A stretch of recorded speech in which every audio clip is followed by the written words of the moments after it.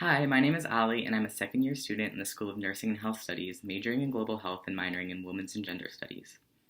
In my sexuality studies class, I conducted a visual source analysis which explores how the relationship between queerness and disability changed during the AIDS epidemic.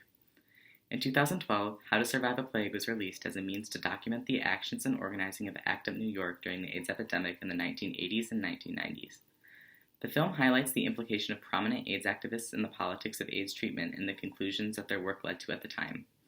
In addition, it includes personal narratives which underscore both the humanity inherent within those activists and the urgency at which a cure was needed. This close examination of the impact of the AIDS epidemic on the queer community provides insight into the evolving relationship between disability and queerness.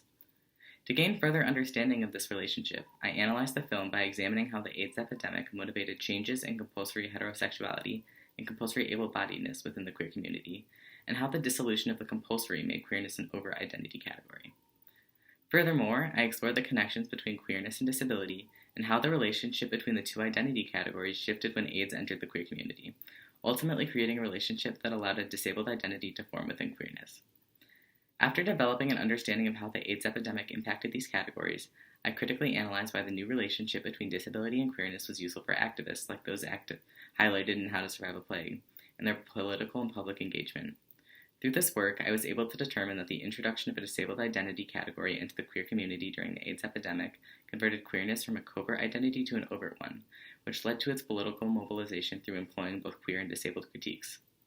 The paper I wrote was short, and I only used 3 sources.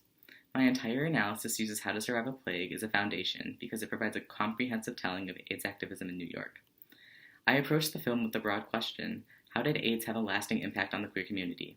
And I worked from that question to understand how introducing AIDS into the queer community was parallel to introducing a disabled identity into the queer community.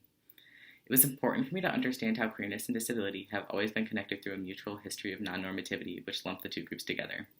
I was able to understand this through other texts that supplemented my analysis of the film itself.